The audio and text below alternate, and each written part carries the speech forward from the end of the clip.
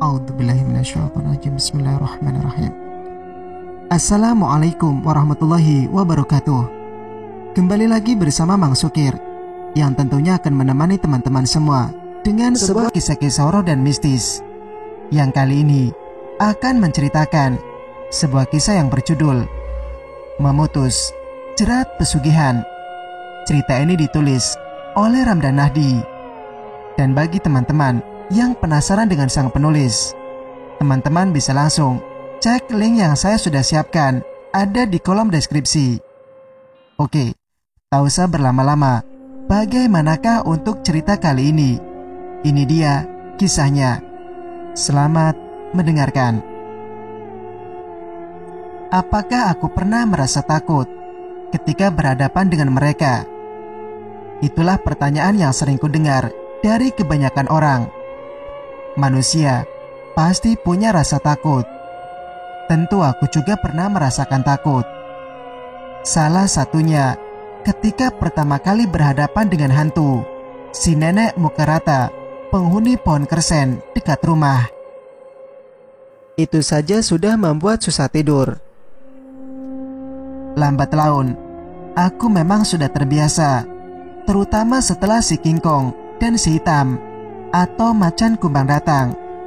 Kedua penjagaku itu selalu mengajak jalan-jalan untuk melihat atau berkenalan dengan makhluk-makhluk gaib, baik yang positif maupun negatif, dari yang berbentuk manusia normal sampai yang tidak jelas bentuknya. Namun kejadian malam itu membuatku benar-benar ketakutan ketika hanya aku saja. Bahkan kedua penjagaku ikutan panik menghadapinya. Oktober 2019. Pagi itu, aku sedang ada di rumah, selonjoran sambil menonton TV. Sebuah pesan masuk dari temanku Denny. "Mir, lo lagi ngapain?" "Lagi nonton TV." "Napa emang, Den?" "Kalau ada waktu, datang kemari, Mir. Ada yang mau gue omongin." "Omongin sekarang aja." "Gak bisa, lo mesti kesini dulu." "Ya udah, ntar jam 10 gue kesana." Denny ini bukan orang biasa.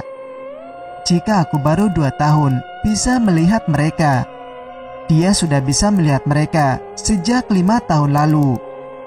Setidaknya dalam dunia gaib, dia sudah lebih senior. Namun kata-katanya tadi membuatku sedikit curiga. Jarang-jarang dia memintaku datang tanpa menceritakan masalahnya. Aku jadi berpikir, masalah segenting apa yang hanya boleh dibicarakan di rumahnya saja. Setelah mandi, aku pun bergegas ke rumahnya mengendarai sepeda motor. Jarak rumah kami tidak terlalu jauh. Hanya butuh waktu 15 menit sudah sampai. Baru masuk gang depan rumahnya, aku sudah melihatnya berdiri di halaman depan, seperti tahu kedatanganku. "Tahu aja gue datang," sapaku sembari memarkirkan sepeda motor di halaman rumahnya. "Iya dong, udah ada yang datang duluan soalnya," balasnya. "Siapa?" "Tuh," Denny menunjuk sosok yang ada di depan pintu rumahnya. "Oh, si hitam dah nyampe duluan." "Ngomong-ngomong, ada apaan sih, Den? Tumben banget lo nyuruh gue kesini siang-siang. Dah gitu gak ngasih tahu pula ada apaan," ucapku. "Kita obrolin di dalam aja yuk, sambil ngopi," ajak Denny seraya berjalan masuk ke rumahnya. "Jadi ada apa, Den?" tanyaku sambil menyandarkan punggung di sofa ruang tamunya. "Sabar dong, gue mesti manggil orangnya dulu," balasnya. "Orang-orangan atau orang beneran nih?" "Orang beneran lah. Bentar ya," balasnya, lalu berjalan keluar rumah. Baru 3 kali menyeruput kopi, Denny sudah datang membawa seorang anak. "Nih Mir, kenalin namanya Ilham," ucap Denny sambil meminta Ilham untuk menghampiriku. Ilham tampak malu-malu. Dia terus menundukkan kepala, tidak mau melihat wajahku. Apa aku semenakutkan itu? Ada apa sih, Den? Tanyaku kebingungan. Ham, kamu duduk di dekat kakak itu, pinta Denny pada Ilham yang dari tadi hanya berdiri di samping sofa. Ilham pun menuruti perintah Denny, duduk di dekatku. Lo belum jawab ada apa, Den? Coba lo perhatiin dia. Aku menatap Ilham yang masih menundukkan kepalanya. Gak ada apa-apa Den. Si Hitam aja udah tahu ada apaan, ucap Denny sambil melirik ke arah si Hitam yang ada di belakangku. Aku menoleh. Si Hitam sedang dalam posisi siaga. Tatapan tajamnya terus mengarah pada Ilham. Ada apa sih? Tanyaku pada si Hitam. Lihat di pundaknya Amir. Fokus. Aku kembali melihat Ilham, berfokus pada bagian pundak. Keris. Denny menganggukkan kepala. Aku terus menatap keris kecil yang tertanam di pundaknya. Gambaran demi gambaran mulai bermunculan untuk mengetahui asal-usul keris itu. Asli dah, jahat amat ada yang tanam begituan, ucapku kesal, diikuti anggukan kecil Denny. Lu udah tahu, Den, sambungku. Udah, makanya gue panggil lu kemari, balasnya. Lah, kenapa nggak lu lepas itu? Kasian tahu. Udah gue coba, tapi gak bisa, Mir. Kok gitu? Energinya gede banget, gak sanggup gue. Jadi maunya gimana ini? Dilepas? Coba lu tanya anaknya. Ham, kamu tahu ada yang tanam keris kecil di pundak? Dia hanya membalas dengan gelengan kepala. Ham, pengen tahu nggak itu apa? Tanyaku.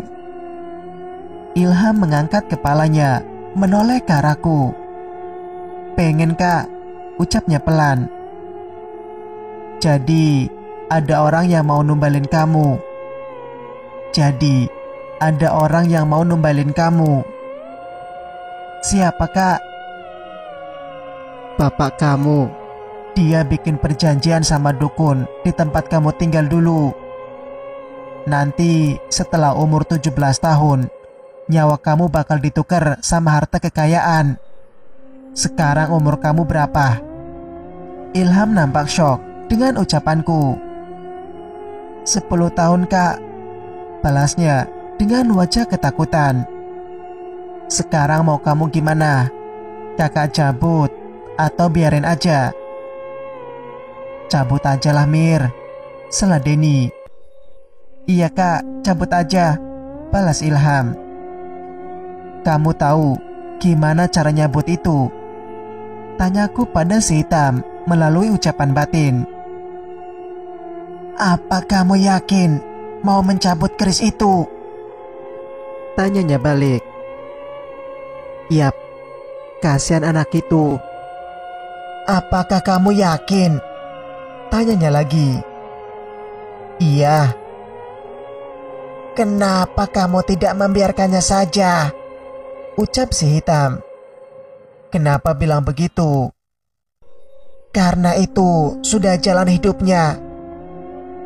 Tapi kan masih bisa ditolong. Iya, hanya saja risikonya sangat besar. Risiko besar? Efeknya tidak hanya pada anak itu. Siapapun yang melepas jerat pesugihan, dia akan diincar terlebih dahulu. Tidak hanya kamu saja, tapi semua anggota keluargamu juga.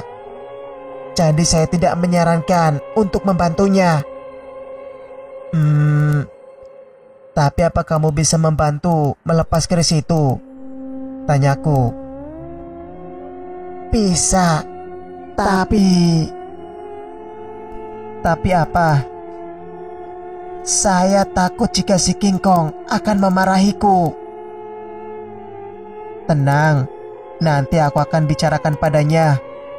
Sekarang bisakah kamu mengajariku cara mencabut keris itu? Tidak sulit. Hanya tinggal tempelkan tangan kirimu ke pundaknya.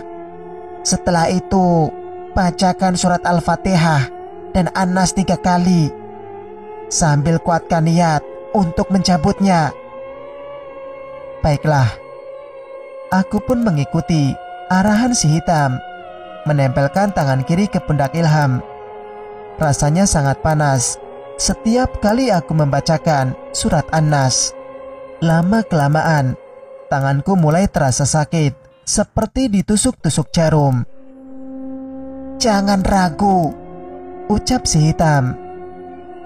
Aku menutup mata, mencoba untuk tetap fokus pada bacaan terakhir. Keris itu sudah ada di genggamanku. Namun, keris itu tiba-tiba menghilang dalam hitungan detik. Udah Mir, tanya Denny. Udah, balasku. Alhamdulillah. Benar ucapan Denny. Keris itu memiliki energi yang sangat besar. Rasanya lemah sekali. Sepertinya energiku sudah terkuras habis. Makasih Kak, ucap Ilham tersenyum. Ini baru pertama kali dia berani menatapku langsung. Selanjutnya kami mengobrol cukup lama. Sikap Ilham pun sudah berubah. Tidak malu-malu lagi. Dia menceritakan tentang kehidupannya di kampung sebelum pindah ke sini. Azan zuhur berkumandang. Ilham pamit untuk pulang ke rumah. Gue balik juga ya Den. Aku pun ikut pamit. Oke Mir, hati-hati di jalan. Dengan badan masih lemas, aku pulang mengendarai sepeda motor. Entah kenapa, sepanjang perjalanan, perasaanku tidak enak. Aku terus berdoa, semoga tidak terjadi apa-apa. Tiba di rumah, aku langsung menuju kamar. Baru saja membuka pintu kamar, langsung dikagetkan dengan kehadiran si King Kong yang duduk di atas tempat tidur. Bodoh kamu Mir, ucapnya kesal. Ada apa Kong? Kenapa kamu melakukan itu? Mencabut keris itu? Iya. Tidak apa-apa, sudah selesai kok. Selesai katamu, mulai saja belum. Hah? Apa kamu tidak memberitahunya? Si King Kong bertanya pada si hitam yang bersembunyi di belakangku. Sudah, balas si hitam. Lantas, kenapa kamu masih mau melakukan itu Mir? Ucap si King Kong. Aku kasihan, dia masih kecil dan tidak tahu apa-apa. Sudahlah, semua sudah terjadi, keluhnya seraya membalikkan badan ke tembok. Aku menghampirinya, duduk di ujung kasur. Kenapa sih dari tadi marah-marah mulu? Ucapku sambil mengelus bulu halus di kepalanya. Tumben kamu takut, sambungku. Bukan begitu. Terus, aku takut diomeli kakek jika terjadi sesuatu padamu. Tenang, aku baik-baik saja kok. Sekarang baik-baik saja, tapi nanti siapa yang tahu? Ya sudah, itu urusan nanti. Sekarang aku mau sholat, terus istirahat dulu. Badanku lemas banget. Sehabis maghrib, aku sedang mengobrol bersama kakak dan ibu di ruang tamu. Dari dalam kamar, terdengar ponselku terus berdering. Siapa sih? Gak tahu apa maghrib, ucapku dalam hati sambil berjalan menuju kamar. Denny. Ngapain dia menelpon maghrib-maghrib? Gumamku, lalu mengangkat teleponnya.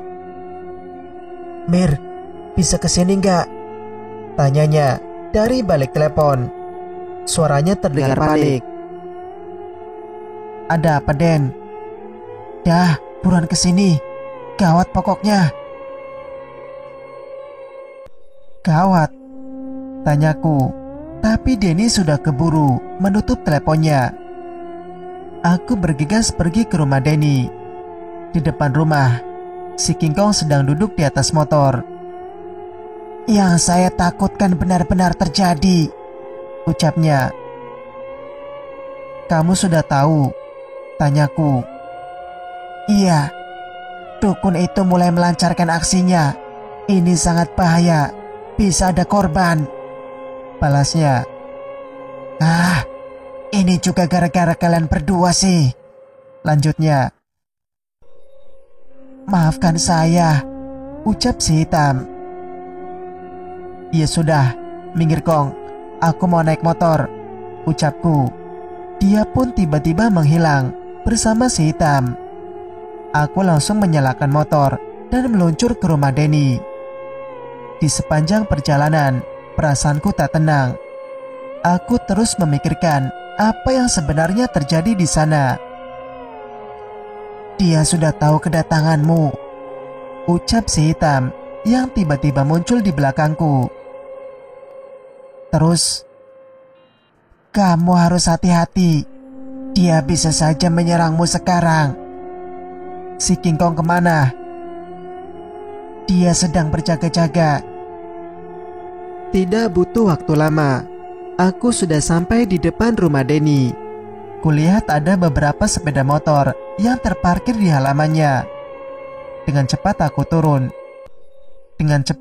turun dari motor dan berlari ke dalam rumahnya. Assalamualaikum, ucapku memberi salam saat memasuki ruang tamu. Ternyata Denny tidak sedang sendiri, ada 3 orang bersamanya. Waalaikumsalam, jawab mereka bersamaan. Nah, si Amir udah datang, ucap Denny menyambutku, lalu berdiri. Denny langsung memperkenalkan ketiga temannya itu. Namanya Hadi, Zainal dan Jajang. Setelah perkenalan singkat, Denny langsung mengajak kami semua ke rumah Ilham. Ilham gak kenapa-napa kan, Den? Tanyaku, memecah keheningan. Nanti lihat langsung aja ya, Mir, balasnya sambil mempercepat langkah. Sampai di depan rumah Ilham, sudah banyak warga yang berkumpul. Kedatangan kami menjadi pusat perhatian mereka. Dek, mau kemana? Jangan masuk, ucap salah satu warga yang sedang duduk di teras depan. Gak apa-apa Pak RT, biarin mereka masuk, ucap seorang bapak-bapak yang berdiri di samping pintu. Kenalin Mir, ini bapaknya Ilham, ucap Denny. Panggil aja Pak Mul, ucap bapaknya Ilham memperkenalkan diri. Iya Pak, saya mohon maaf, ini semua gara-gara saya, balasku. Ini semua salah Bapak. Yuk masuk, kita obrolin di dalam saja. Pak Mul mengajak kami semua masuk, duduk di ruang tamu. Dari dalam rumah terdengar suara tawa. Sepertinya itu suara Ilham, tapi agak lebih berat. Itu Ilham Pak, tanyaku. Iya, dari sore begitu terus, balasnya. Boleh saya lihat, tawarku. Jangan dulu, guru saya udah di dalam, balas Zainal. Iya Dek, ucap Pak Mul. Mereka bertiga ini anak pesantren dekat sini Mir. Sekarang gurunya lagi ada di dalam, jelas Denny. Oh, maaf, tadi belum sempat ngobrol banyak, balasku. Pak Mul mulai bercerita tentang awal mulanya dia melakukan perjanjian dengan dukun itu. Di daerah Bapak, dia itu dukun yang cukup terkenal, ucap Pak Mul. Walaupun Bapak sering mendengarnya dan teman-teman Bapak ada yang bekerja sama dengannya, Bapak sama sekali tidak tertarik, lanjutnya. Terus sekarang Bapak malah bekerja sama dengannya, balasku. Bapak terpaksa, Dek. Usaha Bapak bangkrut. Istri Bapak mulai sakit-sakitan. Bapak butuh uang untuk pengobatan dia. Kutatap wajah Pak Mul. Mulai muncul gambaran-gambaran masa lalunya. Saat istrinya sakit, sembuh, lalu meninggal. Ujung-ujungnya sama saja kan? Setelah istri Bapak sembuh, dukun itu malah mengambilnya. Iya, Dek. Sekarang giliran Ilham. Apa Bapak udah tahu juga?